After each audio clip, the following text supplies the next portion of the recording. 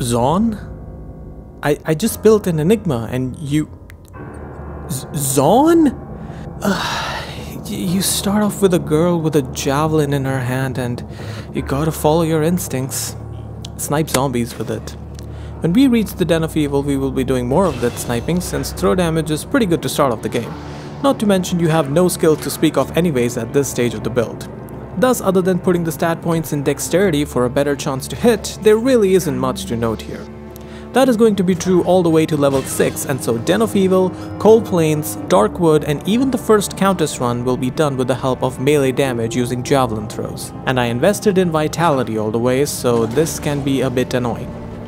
Once I did reach level 6, I was free to grab skill points in both Power Strike and Poison Javelin. The idea here being that Poison Javelin is my kiting skill and Power Strike is my power striking skill, though the latter is basically just a prereq for Charge Strike later.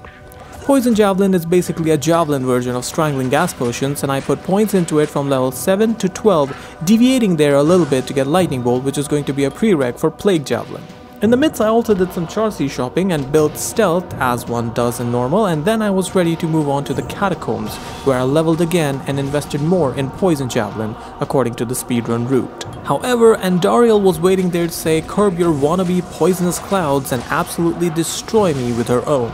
Early investment in Power Strike pays out a little here as it gave me a non-poison source of damage to hit her with. Styles make matchups in D2 though, and anything that isn't a self-proclaimed Poison Queen does falter to Poison Javelin, and thus I invested further into it. Oh yeah, that includes Poison Queens and Maggot Lair. Yeah, this is fun gameplay, isn't it? Onwards and upwards I reached level 16 while slow dancing with Dark Elder and got more invested in poison damage. One advantage of staying at one place for a long time is that I will probably end up leveling there because of the sheer amount of monsters that I'm going to kill to move forward. Level 17 at the Arcane. Hey, at least I can move faster now. And then there's Duriel. Boy, this girl sure has it rough in normal, doesn't she? I also think the clips where I have leveled have just been unfortunately lined up with some tough areas for her, and honestly I'm just waiting for level 18 at this point to get a point into Charge Strike. That I reached in the Spider Cavern. That was exciting since I got two huge upgrades to my arsenal in the form of Plague Javelin and Charge Strike. Plague Javelin is like the elder brother version of the Poison Javelin, and Charge Strike, well, Charge Strike is just Charge Strike. Okay, so it's not quite at that level yet, but it's still a good single target killer. Plague Javelin does quite well in Flare Jungle as one might imagine, and it allowed me to get to level 19 and get more points in both it and CS. More flares got me to level 20, this time of the dungeon variety, and I invested further into the skills of the build.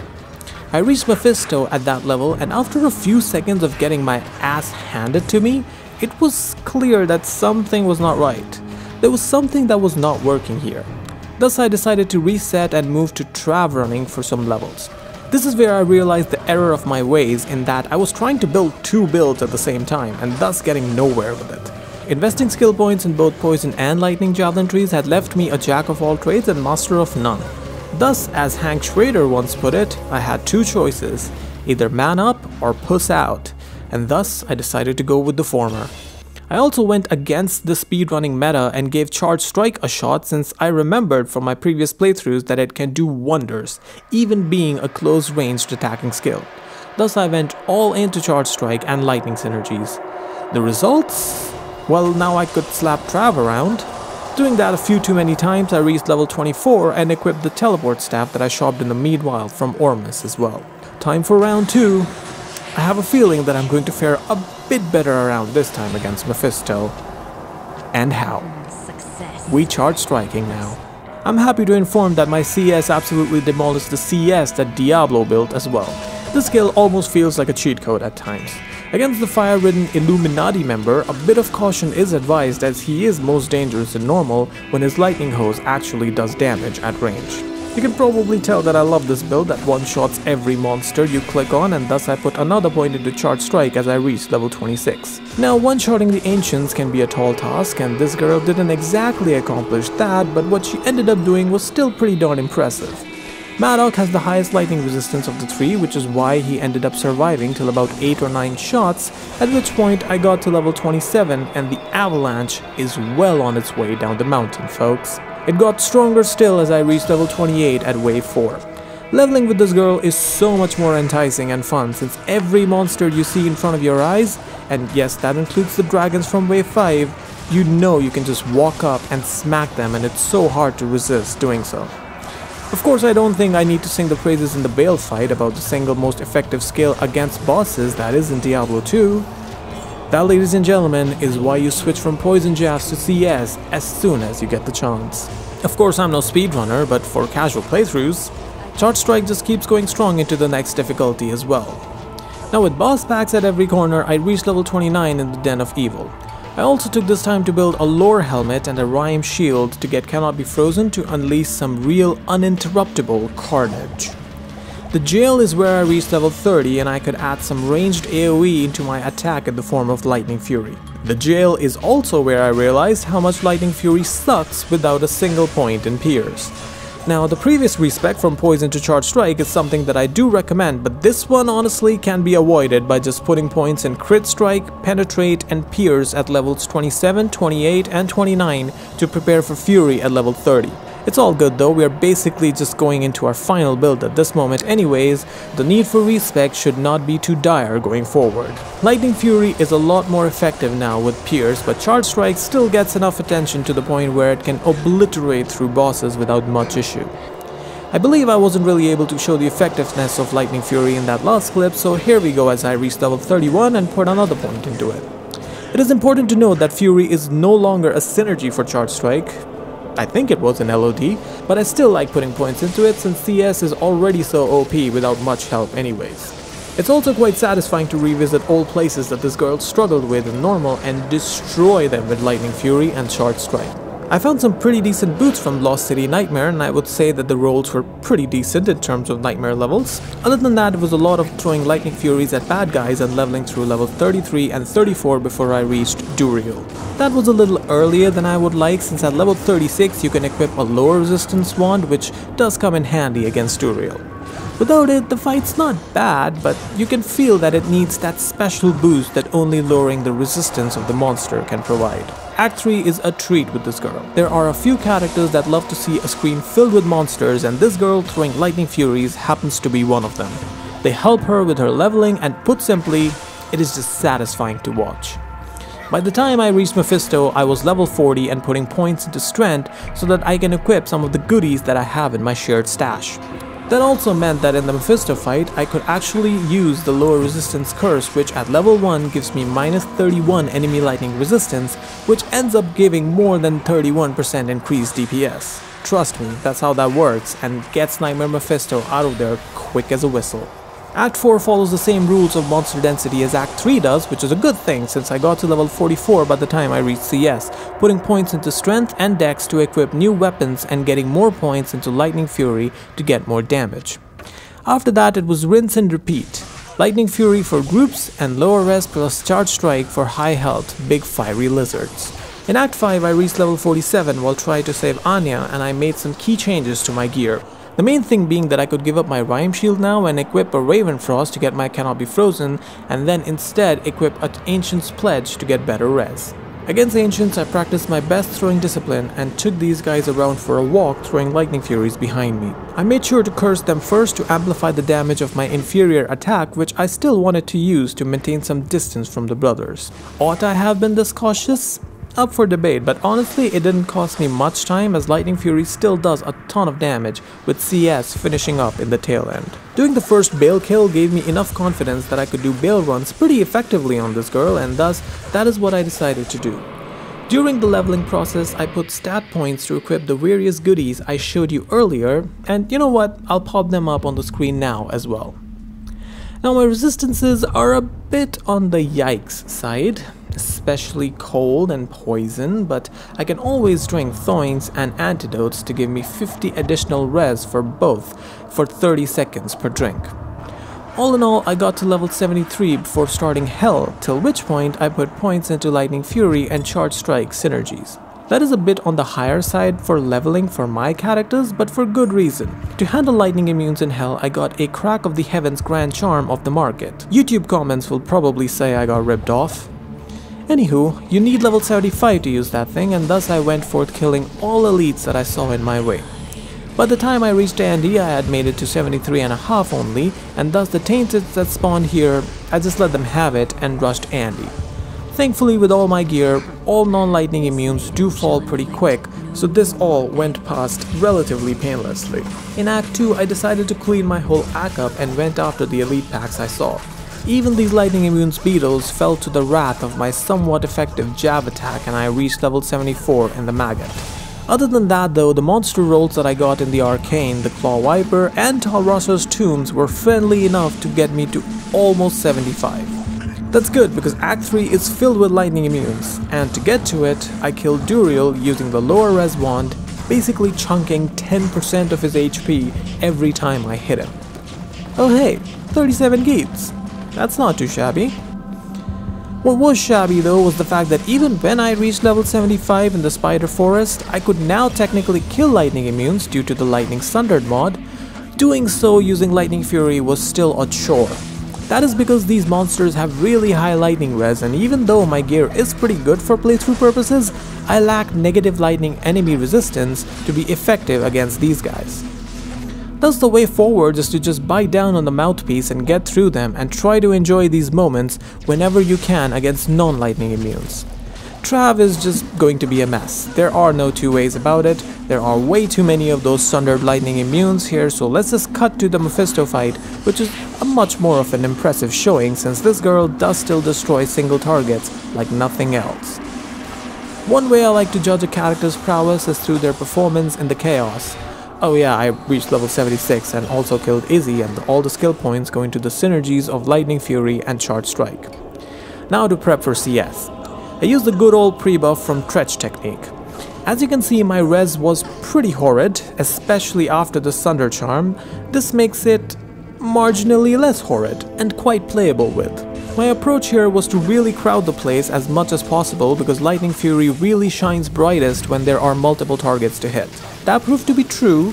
Even though the Pit Lords and the Floaty Ghosts are both quite lightning resistant monsters, Fury did a good job of bringing them down and Charge Strike followed up, especially against Infector as a single target. Those were the only ones that I really had a concern over. Decice and his boys fall like a so. With Vizier, it's all about singling him out and trying not to die to the follow-up. Trying not to die to Diablo is... well, yeah, he'd be dead already. Now I finished Hell at level 78. I reached level 77 in this ice cave where I put more points into lightning damage synergies. Now my build has been all damage with just 1 point in Pierce. I didn't go for Valkyrie since in my estimation I don't really need a meat shield other than my mercenary, and it would really just end up taking a lot more skill points than it would be worth. Also, speaking of skill points, why have I been wearing a lore when I could have been wearing a Shaco? Anywho, what I've been trying to get at has been the Ancients fight. This is where I reached level 78, but not before killing these dudes. Now, unlike a Blizzard Sorceress, this wasn't the most intense fight since keeping a mercenary alive through wasn't really a priority since I could kill every single one of the Ancients myself. That being said, I still wanted a good roll on them since they can still shred me like a piece of iceberg lettuce. With that image in mind, I lured them into the corner where you can see it is quite easy to separate the three. What you can also see is that it doesn't really work with a mercenary since the three do end up spilling together anyways. Thankfully this girl is quick enough to do damage, and by the time that happened, I had Talik all but dead. With the lower res curse, I went after Korlik next and sniped him down with Lightning Fury to escape his fire enchanted explosion when he died. Maddock being the most lightning resistant was a bit of a chore.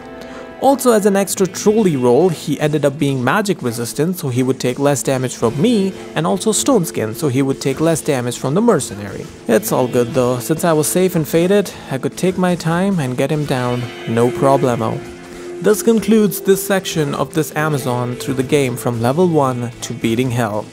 I have always considered Hell Ancients the endgame. Yeah, sure, Lister was annoying because he was lightning enchanted and cursed.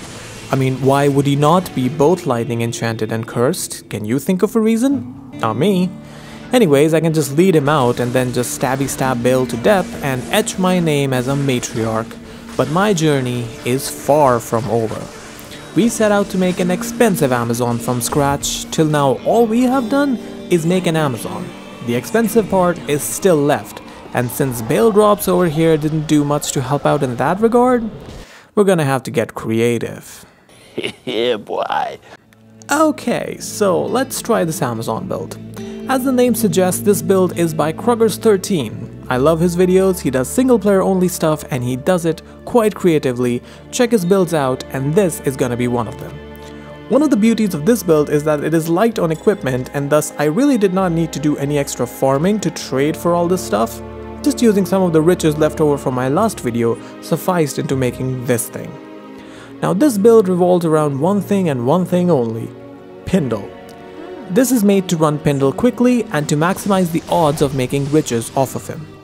Thus we have Titans as the weapon for increased skills, Run Walk and replenish quantity so you don't have to waste time repairing these, Shaco as the headgear for the increased damage from plus skills and the huge mana and magic find, Rhyme is our source of cannot be frozen and it gives us more magic find as well.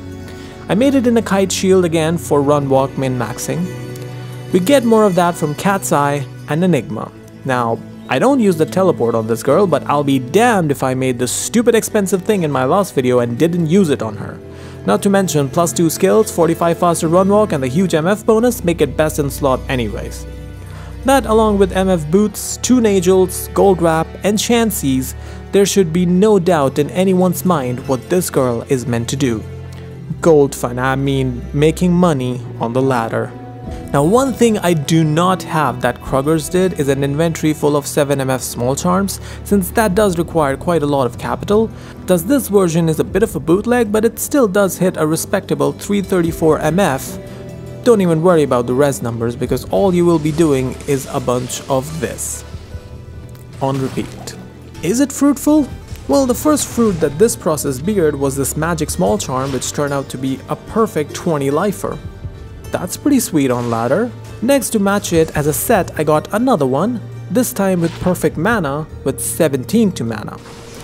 Next to that was Steel Carpus. Yeah, not the most interesting guy, that Pindle. To be fair, 2 small charms and a TC87 and 500 runs was still pretty alright from him, considering that a single run took like 15 seconds. It's just, I don't know. Something just didn't feel right to me about this. Something just felt off. Walt. Yeah, no, not that. It's just about 500 runs in, I questioned what the hell was I doing? I'm a freaking Amazon and I'm living this squalid existence, running the same shithole again and again, switching to my pally because I can't even take on the D-clone that spawns? Nuh-uh. Don't get me wrong, the build is great for what it's made, it's just what it's made for is not the most appealing to me. Thus I channeled my inner strong independent woman that don't need no man to get her Annies for her, and I fired up my sorceress instead to help her out. In all seriousness though, this was a back to the drawing board kind of moment for me. We were going with a different direction. It was perfect. Perfect. Everything, down to the last minute details. Now I don't think that I need to introduce to y'all who Debrunsky is, what he's done for the game, or about his legendary teleporting Amazon. Okay fine, we'll talk about the last one for a little bit. I would be lying that when I saw the Amazon win the vote that this wasn't one of the first ideas that popped into my head. But the problem with this is that it is an expensive build with expensive items, not the least of which is going to be a Griffin's Eye. Now my original plan was to run Pindle till I found one. Yeah, good one, genius. But since that wasn't so much fun, I think I'll just make up the riches and buy one from the trade market instead.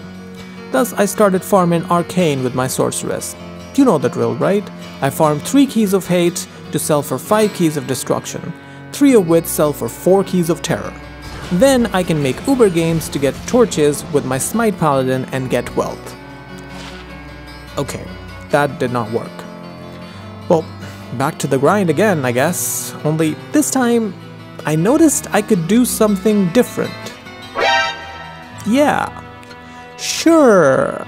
I'll take that guaranteed burr rune instead of spending 15 minutes with my Spite Paladin clearing Ubers into what could have been 2 10-10 Necro Torches. Weird economy is weird. I am not going to complain though, since this really got the ball rolling for me as I went on the market looking for a Griffins, and I think I got a pretty good deal on one. I for one believe that the negative lightning resistance is way more important than the plus damage, and minus 19 plus 10 for a low rune seemed like a pretty good deal to me. Well, I guess I might as well decompress this thing down then. I was planning on doing that anyways, since with Ists I could do a lot more trades. Trades that I'm sure that the YouTube comments will not agree with and will get angry at, so here's a little graph to distract you. What a nice graph. Please subscribe. In all seriousness though, I was trading for charms for Ists. I wanted to get a full inventory of skillers, and the going rate for these were Ists for Amazons. I also bought some res charms. Now these might look like I overpaid for them, but these are rare on the market, and thus supply and demand does make them deceptively expensive. After that I got some gear pieces, and why don't I just show them to you here on the Amazon herself. So, like I mentioned, this is Debrunski's teleporting Amazon, and it all starts with the unique Mad Javelins, T-strokes. I got them off the market for a mal, and the madman's theory behind using these over titans is the minus 15 enemy lightning resistance that you get, and the additional 15 IAS, which when combined with the 40% IAS offhand, gets you to a pretty fast throw/jab breakpoint. That way we don't have to put an IAS jewel in our Griffins, and we can instead put a facet in it.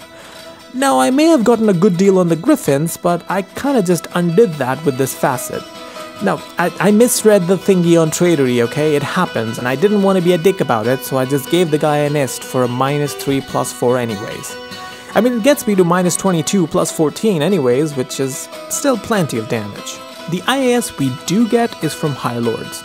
These things are expensive. Go for an Ohm on the softcore market, and then we have Enigma.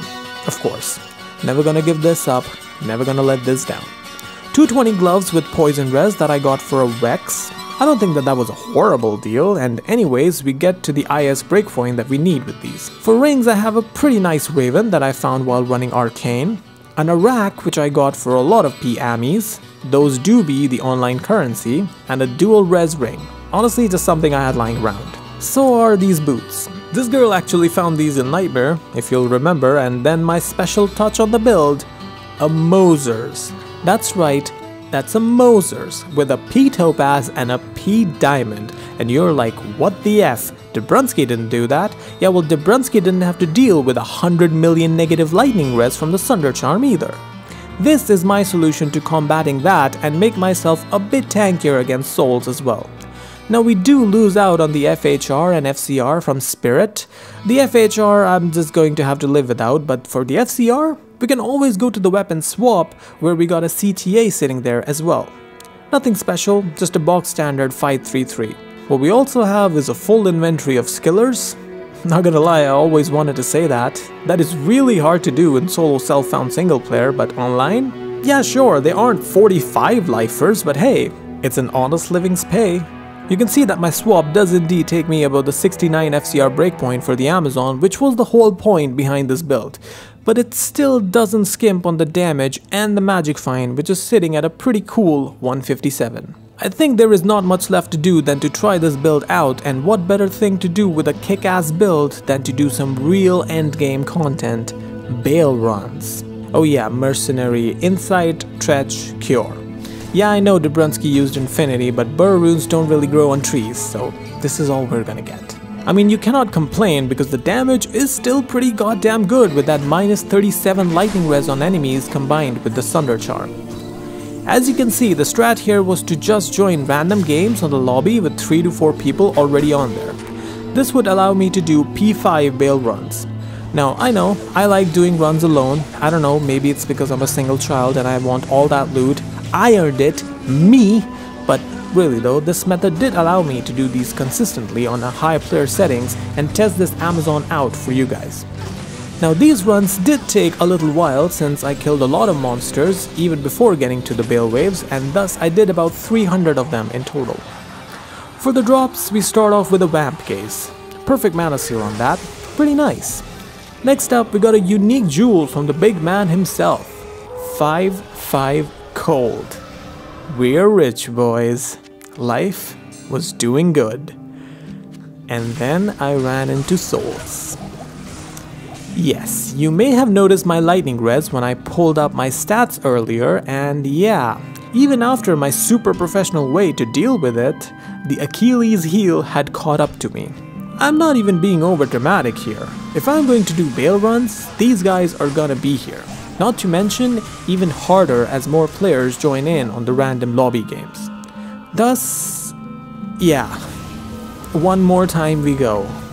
Oh hey look, a martial arts killer.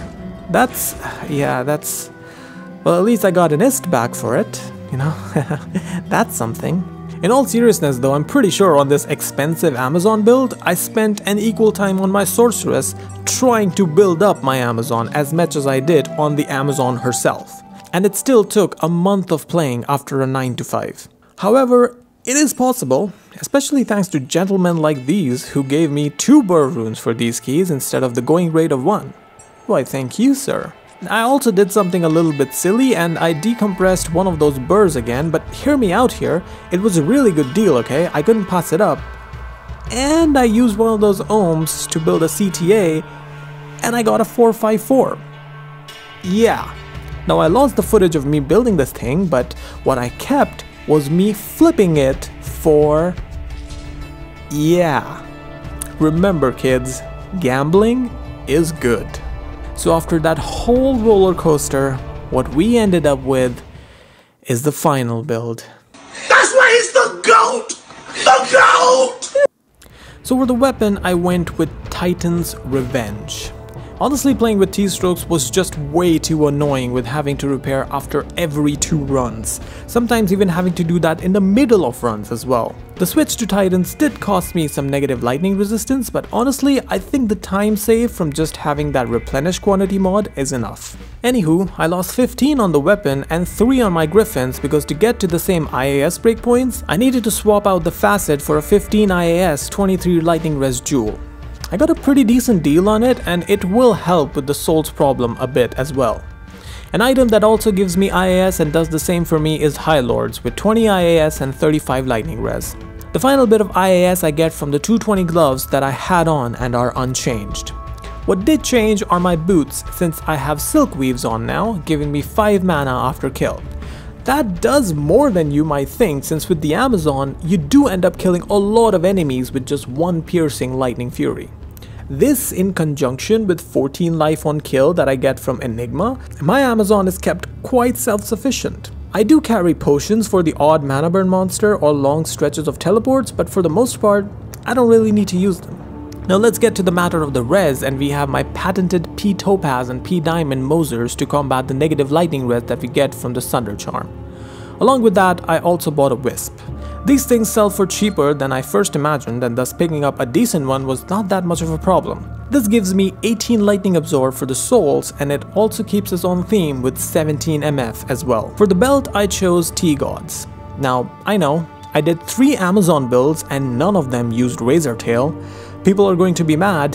What I can tell you though is that this thing is too good to pass up on. That straight 20 lightning absorb, that does more than you think. I am willing to wager more than the Wisp does. I tested them both separately and ended up settling on both in tandem, plus this thing has +3 to Lightning Fury and some pretty nice stats on it as well. I don't know, just felt like a Goldilocks situation to me. The left ring is a Raven of course, not matching unfortunately since I couldn't figure out how to filter rings by skin on Tradery, but it does the same thing in essence. I still have that inventory filled with skillers as Declone interrupts my showcase, a 73 Sunder and this torch that I got for cheap off the market. The small charms are a mix of res, magic find, and a bit of life and mana.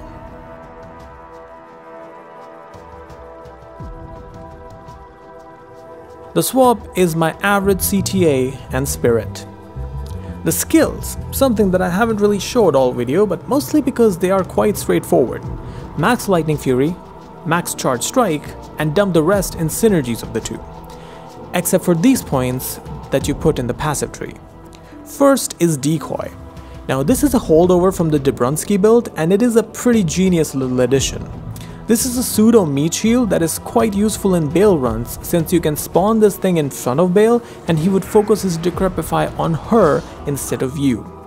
Then we also have that 1 point in Pierce, which carries its weight, giving me 75% Pierce with all the plus skills. All those plus skills give me pretty good damage as well, and some decent res. Finally. My FCR is shotted, because of course it is, but I mostly just like taking advantage of the 105% faster run walk that I have on this girl and use the Enigma as an unlimited teleport staff to hop walls. My on-person -negative enemy lightning res is only 19% from the Griffins, but that is more than taken care of by my mercenary. Yep, I finally did pony up and got that Infinity build in an ETH CA. 313 ED as well, 12 off of perfect. Pretty good, you know? The headgear is still Cure because as it turns out, Cleansing Aura is pretty busted, especially since I haven't really paid much attention to my poison res. Finally, Chains of Honor, because I had a burr left over. Might as well, right? Let's go kill that D-clone, shall we? This fight is a great example of how much of a difference that Infinity makes. You can see that as soon as my Merc got in range, Diablo got absolutely chonked down. My Amazon honestly held up pretty nice bulk-wise as well, considering that this is her magic find gear and not really optimized for single target killing. Thus, let us do our part and complete those Bale runs. Now, there are two approaches that I could have taken here. Kill all the monsters that I come across in Worldstone on my way to Bale, or skip pretty much all this and try to complete Bale runs the fastest. You can let me know in the comments which of the two you'd prefer, but if you're already down there saying the second one, you're wrong. Sorry, you're just wrong. Nah, I kid, but the Worldstone is pretty juicy in terms of drops. I mean, this is where Llama found his Tyraels, didn't he? What's more, with this build, even souls did not bother me here on higher player difficulties. And you want to be killing them and the ghosts since they have elevated rune drop odds as well. My next drop though came from the waves and it was an ethereal scythe. That's one of the advantages of running areas and high player counts. You can get bases which can be socketed to make runewords. This goes for an Ohm rune, by the way. Yeah. Of course, you still have 150 MF, which isn't much, but it is enough to get a Tal's armor to drop from Bale. 922 Tal Rasha's guardianship that sells for a nest. Excelente! A Sorc item that goes for a little bit more is a skiller for the lightning sorceress. Plain lightning skiller with the going rate of an Ohm rune on the market. Making high runes hand over fist here, folks. Speaking of, next time I kill the waves, one of them dropped me an ETH Berserker axe. Whenever this happens, always start praying that it is 5 sockets, and when it turns out it is, you fist bump the air in triumph because congratulations, you just found an equivalent to a burr rune. I found some decent charms as well, like this one with 6 MF, 8 AR, this plain trap skiller, this bone break from Terrorized Worldstone, this pretty decent 22 life small charm, a 7 MF small charm, and this plain Warcry skiller. I also found these decent-ish tri-res rare boots and a pair of treks that I flipped for a nest. Finally, to cap it all off, a Sur rune from the ghosts in Worldstone. A little bit of everything, right? But I did feel like there was one more thing left to do, and I knew I would not stop feeling that until I killed the Ubers with this girl. Now I did the mini Ubers with my MF gear only with Fade from Treachery. Even before going in, I kinda knew that she would slap because she was already ruining player 7 Bale runs like nothing. Against Mommy Lilith, I did have to have a hair trigger reaction on my number 4 button, but my Amazon's damage against Lilith is what's the highlight here, if you ask me. It helped that she focused on only me and not my Merc, as he was able to stay alive, and that Infinity makes a huge difference. Something that you can see here in the Uber Duriel fight. Once I resurrect the Merc, yeah, oof, poor freaking bug. Izzy actually ended up causing a lot more trouble than he is worth. He also killed the Merc once and was actually doing damage to me. Okay, not bad. For a rollover, that's still pretty good. That's why against the big 3 I went in with extra caution, putting on the Chains of Honor and recasting Fade before I went up against Mephisto. Now his conviction is level 20, so it essentially cancels out my Merc's paltry level 17 conviction aura, which does mean that this fight took a little bit longer than the rest, but at least it was comfortable with my dual sources of lightning absorb and pretty stacked lightning res despite the conviction. After that, it was a matter of resurrecting my mercenary and watching him immediately eat shit as I went after the other two. Honestly, this was more scary than Mephisto because the mana burn was really getting at me here from the ghosts and from Bale. In retrospect, I should have separated these two as well, which you can do pretty easily by standing in a spot and Bale will just teleport to you, but hindsight's 20/20, right? Turns out it was Bale who was being the douchebag all along as he gave me hell even when he was on his own, but I still crunched him down. Putting on T-strokes for this fight would have been the move too, by the way, but you know, I don't get paid for my brains. I get paid for my streamer luck. 1920 Barb. Barb start to next season confirmed? We'll see about it. For now, thanks for watching. Yours truly, with love.